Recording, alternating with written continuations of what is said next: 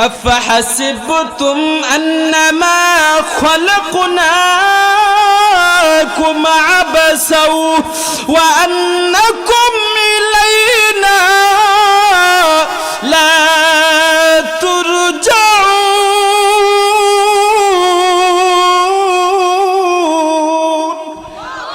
এ বান্দা আল্লাহ তাআলা এই দুনিয়ার মানুষদেরকে জানায় দিয়েছেন আফা হাসিবতুম তোমরা কি ধারণা করো তোমরা কি মনে করো আন্নামা খলাকনাকুম আমি তোমাদেরকে বানাইলাম আবাসনার তো কুয়া কারণে নিষ্প্রয়োজনে আর তোমরা কি ভেবেছো লা তুরজাউন আমি আল্লাহর কাছে তোমরা আর কোনো দিন ফিরে আসবা না এই জন্য বান্দা এই দুনিয়ার জমিনে আমার আল্লাহ তাআলা তোমাকে আমাকে পাঠাইছে বান্দা এই দুনিয়াতে তুমিও থাকবা না আমিও বান্দা দুনিয়ার জমিনে থাকবো না এই জন্য বান্দা কোন সময় না জানি মৃত্যুর এলান জারি হয়ে যায় ওই তো গত 2 দিন আগে আমি কুমিল্লাতে মাহফিল ছিল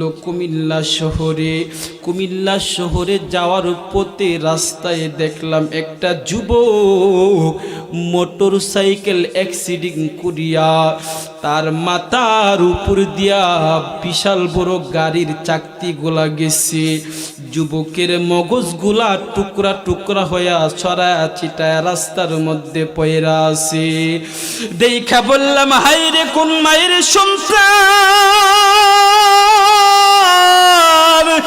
না জানি মা বাবার খবর পাইছে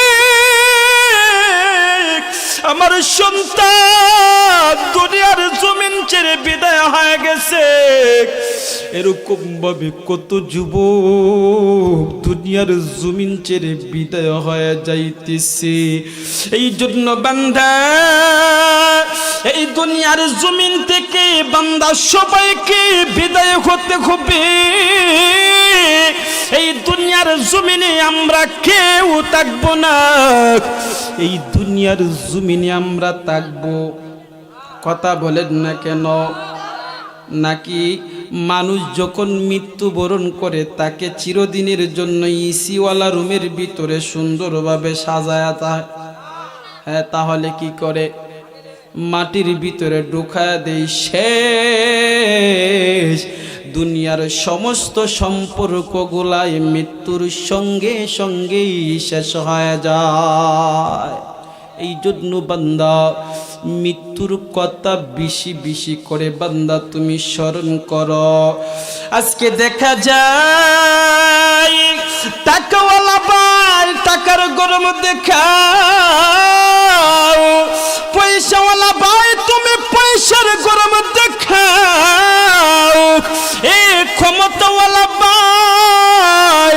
তুমি ক্ষমতার গরম দেখাও কই দিন তুমি ক্ষমতার গরম দেখাইবা টাকার গরম দেখাইবা তুমি তাকাও তুমি কি ক্ষমতাওয়ালা হইছো তুমি কি ক্ষমতাওয়ালা হইছো ওই ফেরাউনের দিকে তুমি তাকাও আল্লাহর পয়গম্বর মুসা নবী যখন একাত্মবাদের কালিমার দাওয়াত দিতে শুরু করে দিল এবার ওই রাজ্যের মাঝে ফেরাউন সে নিজেকে নিজে খোদা মনে করে অন্য খোদার অনুসারী যারা করে তাদেরকে পাইলে হত্যা করে ফেলে জেলখানায় বন্দি করে ফেলে জ্বলন্ত আগুনের মধ্যে তাকে নিক্ষেপ করে ফেলে এত নিষ্ঠুর ফেরাউন অনেক ক্ষমতার মালিক ছিল কিন্তু ক্ষমতা বেশি দিন তাকে নাই আল্লাহর পয়গম্বর মুসা নবী যখন একাত্মবাদের কালিমার দাওয়াত দেওয়া শুরু করে দিচ্ছে ইমানওয়ালাদেরকে যখন ইমানের দাওয়াত দিতে শুরু করে দিল। এমন সময় ফেরাউনের কানে চইলা গেছে, তাকে ক্ষুধা মনে না করিয়া, তাকে ক্ষুধা না মাইনা একজন মূসা পয়গম্বর আরেকজনকে ক্ষুধা মনে করে। মূসা পয়গম্বরের ওই কাজগুলা ফেরাউনের কাছে গ্রহণযোগ্য না। এবারে ফেরাউন চিন্তা ভাবনা করলো, আমি আমি রাজ্যের রাজা, আমার চাইতে ক্ষমতাশীল কে আছে বলো।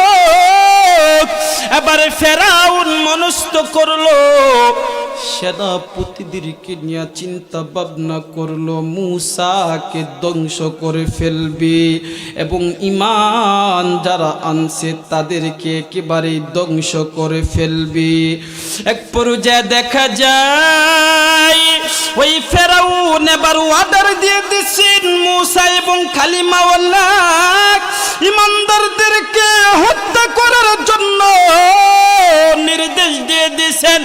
স্বয়ং নিজে ফেরাউন দেখা গেল বিশাল বড় সৈন্য সেনাবাহিনীদেরকে নিয়া মূসা নবীকে ধ্বংস করার জন্য রওনা দিয়ে দিয়েছেন। পয়গম্বর মূসা নবী ঈমানওয়ালাদেরকে বাঁচানোর জন্য এক জায়গা থেকে অন্য জায়গায় রওনা দিয়েছেন ঈমানওয়ালাদেরকে বাঁচানোর জন্য। পিছনে আবার ফেরাউনের বিশাল বড় দল সামনে যাইতেছেন। আল্লাহর পয়গম্বর মূসা নবী সামনের দিকে যাইতেছে। যাইতে গিয়ে দেখে বিশাল বড় একটা সমুদ্র। ওই সমুদ্রের মধ্যে দেখা গেল কোনো ব্রিজও নাই, কোনো ফিরিও নাই, কোনো নৌকাও নাই। পিছন দিক দিয়া বিশাল বড় ফেরাউনের দলবল, সামনের দিকে হলো বিশাল বড় সমুদ্র। কিভাবে পাড়ি দিবে, কিভাবে ঈমানওয়ালাদেরকে রক্ষা করবে, ওই চিন্তা টেনশন পয়গম্বর মূসা নবী করতেছেন। এবারে আল্লাহ তাআলা ডেকে ডেকে বলতেছেন, এরে আমার বন্ধু মূসা, টেনশনের কোনো কারণ নাই, চিন্তার কোনো কারণ নাই। টেনশন করবা না, চিন্তা করবা না। তোমার হাতে যে লাঠিটা আছে তুমি সাধারণ লাঠি মনে কইরো না। এই যে হাতের লাঠি আছে ওই হাতের লাঠিটা তুমি জমিনের মধ্যে ছেড়ে দাও, ওই সমুদ্রের মধ্যে তুমি ছেড়ে দাও, বাড়ি দাও। আল্লাহ তাআলা দেখা গেল আল্লাহ তাআলার কথা অনুযায়ী আল্লাহর পয়গম্বর মূসা নবী ওই হাতের লাঠি দ্বারা দেখা গেল ওই সমুদ্রের পানির মধ্যে বাড়ি দিছে। সঙ্গে সঙ্গে ওই সমুদ্রের মধ্যে সুন্দর রাস্তা হয়ে গেছেন। জোরে বলেন সুবহানাল্লাহ। ঈমানওয়ালাদেরকে কে বাঁচান? আরো জোরে বলেন ঈমানওয়ালাদের বাঁচানোর মালিক কে? আল্লাহ বাঁচানদের বাস্তব উদাহরণ। পয়গম্বর মূসা নবী যখন সমুদ্রের মধ্যে লাঠি দ্বারা বাড়ি দিছে, সুন্দর রাস্তা হয়ে গেছে। এবার ওই রাস্তা দিয়া ঈমানওয়ালাদেরকে নিয়ে আবার পাড়ি দিতে শুরু করে দিল। যাইতে যাইতে যাইতে যাইতে যখন পয়গম্বর মূসা নবী সমুদ্রের ওই পারে ওইটা যাবে, এমন সময় ওই ফেরাউনের দলবলগুলা সমুদ্রের পাড়ের মধ্যে আইসা দেখে বিশাল সুন্দর রাস্তা। ফেরাউন বলে, আমি এই রাজ্যের রাজা, এত সুন্দর রাস্তা আমি ছাড়া অন্য কেউ বানাই নাই, তাহলে এত সুন্দর রাস্তা এখানে কোথা থেকে আইলো? আসলে কি এটা ফেরাউনের বানানো রাস্তা? কার বানানো? আরো জোরে বলেন কার? এই জন্য বান্দা ওই ফেরাউন এবারে ঠিক করলে তাহলে ঠিক আছে, ধরো তাড়াতাড়ি ধরো। এবারে যাইতেছে, যাইতে যাইতে যাইতে যাইতে সমুদ্রের মধ্য বরাবর গেছি। ওই দিক দিয়া পয়গম্বর মুসা নবী ঈমানওয়ালাদেরকে নিয়ে উইটা গেছে সমুদ্রের ওই পারে। এবারে